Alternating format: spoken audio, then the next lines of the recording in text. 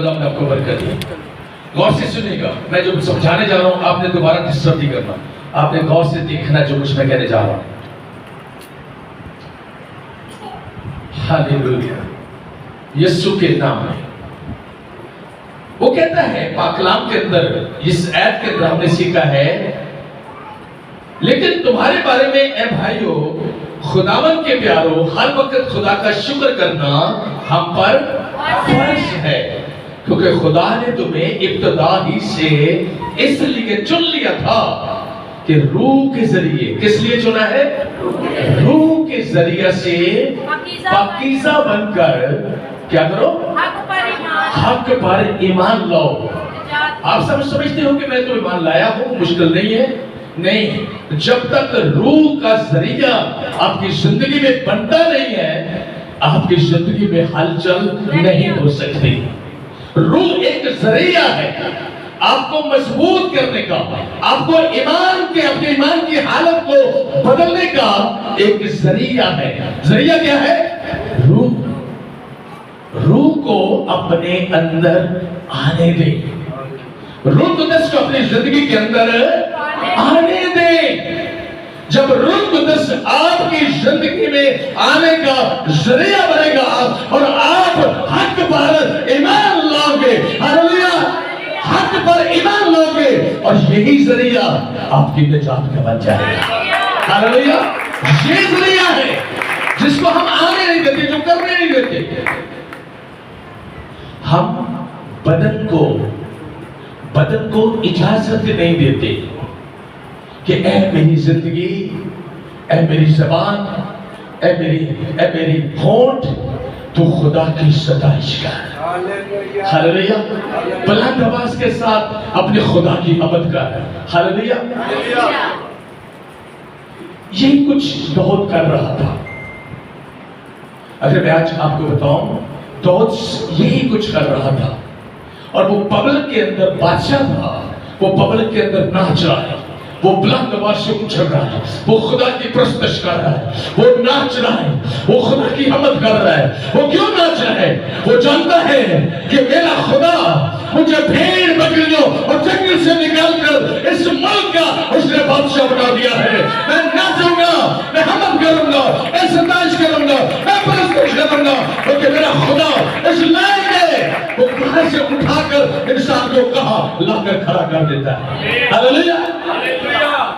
लेकिन हम इससे वाकिफ नहीं है। शायद हम इस बात को गहरे तौर पर सोचते नहीं है, इसको सोचते नहीं है, गहरे पर नहीं सोचते कि मैं ये करूंगा तो मेरा खुदा मुझे बरकत देगा, मेरा खुदा मुझे ब्लेस करेगा, मेरा खुदा मुझे सरफराज करेगा, ऊंचा करेगा, बुलंद करेगा। मेरी प्यारी बहनों बेटियों, ये जरिया रूह का है। अगर आप रूह के जरिए से अपने आप को पाकीज़ा बनाओगे, अपने आप नहीं बना सकते।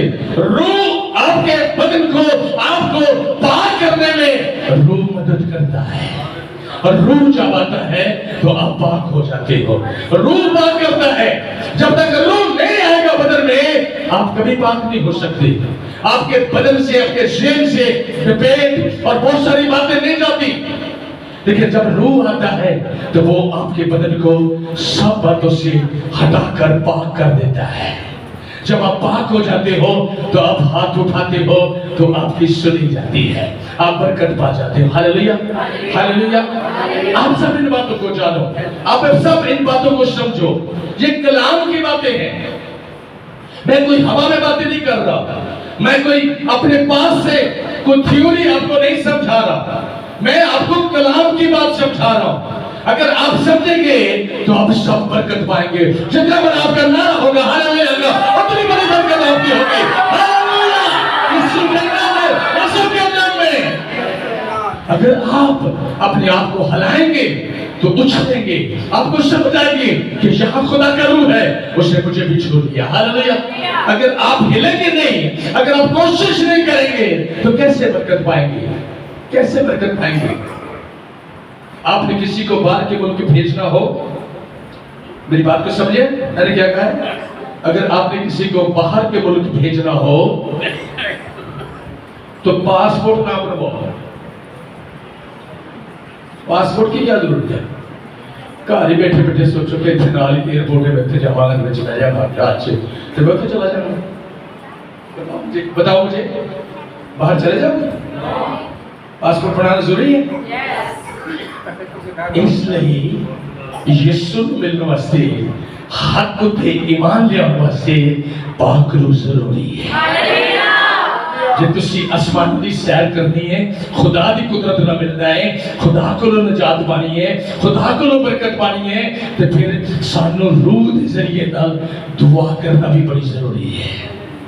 जो तुसी रूह नो जरिया नहीं बनन देंदे अपने बदन के अंदर, तुसी बरकत तो महरूम रह जाते हो।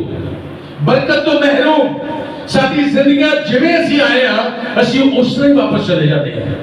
जे असीं बदलना चाहिए अपने आप को, जो अपने आप को हलावांगे असीं खुदा दा रूह अगर ते जुम्मश कर रहा है तो फिर असीं उछलांगे यीशु मसीह दे नाम से। मेरा बदन भी भीग जाएगा, मेरा बदन भी उस रूह से भीग जाएगा, मैं भी उससे गीला हो जाऊंगा। जैसे मैं साहब आपको थोड़ा सा और क्लियर समझाता हूं कि मैं भी उससे गीला, पानी अगर गिरे आपके बदन पर तो दूसरों को नजर नहीं आएगा, यार अंदर कपड़े गिले हुए हैं, तो जो तुम रूह नाल पढ़ोगे तो तुम उदों भी सब नजर आ जाओगे ये रूह की कुदरत काम कर रही है। हालेलुया। पर असीं समझना चाहिए नहीं, अगर असीं समझना ना चाहिए तो फिर कुछ भी नहीं। पाक कलाम में लिखा है रूह के जरिया जो है वो क्या है? रूह के जरिए से पाक बनकर हक पर ईमान लाकर निजात पाओ। हालेलुया। जिसके लिए उसने तुम्हें हमारी खुशखबरी के वसीला से बुलाया ताकि तुम हमारे खुदावंद यीशु मसीह का जलाल क्या करो? हासिल करो। हम कोशिश नहीं करते कि मैं जलाल हासिल करूं, मुझे जो कुछ जिस्मानी तौर पर चाहिए ना, मैं सिर्फ वो डिमांड करता हूं। मेरी प्यारी बहनों बेटियों, इस बात को समझने की कोशिश करो कि जब आप यहां पर दुआ करोगे कि ऐ खुदा तेरा जलाल आज मुझ पर ज़ाहिर हो जाए, मैं तेरे जलाल को हासिल करना चाहता हूं। आप जरा समझो कि अगर यीशु का जलाल आपके दरमियान में आपकी जिंदगी में आ जाएगा तो बरकतें पीछे रह जाएगी, बरकतें सब आपके पास होंगी। आप जिस बरकत को हुक्म दोगे वही बरकत आपके पास आ जाएगी। हालेलुया। क्योंकि जलाल, खुदा का जलाल हमने हासिल करना है, खुदा का जलाल हमने हासिल करना है। खुदा के जलाल के बगैर हम कभी निजात नहीं पा सकते। इन बातों को ध्यान करो, इन बातों को सीखो, अपनी जिंदगी को सच्चाई के अंदर लेकर आओ, सदाकत के अंदर लेकर आओ। आप उस सच्चाई के अंदर आने की कोशिश करो। अगर नहीं ज्यादा मुश्किलातें आती है तो आने दो। जिस दिन खुदा का जलाल आपके जिंदगी के अंदर आएगा मुश्किलातें सब भाग जाएंगी यीशु मसीह के नाम से। हालेलुया। लेकिन इनको समझने की कोशिश करो कि मुझे मसीह यीशु को हासिल करना है, उसके जलाल को हासिल करना है, उसकी कुदरत को हासिल करना है, मुझे कुछ और नहीं करना है, मुझे ये करना है। ये हकीकी खुदा की इबादत है। जरा पढ़कर देख लो। आइए, रोमियो के नाम पौलुस रसूल का खत है और उसका 12वां बाब उसके पहली आयत को पढ़ो बेटा, क्या लिखा उसमें, जल्दी से मैं चाहता हूं कि इसको पढ़ा जाए। हालेलुया।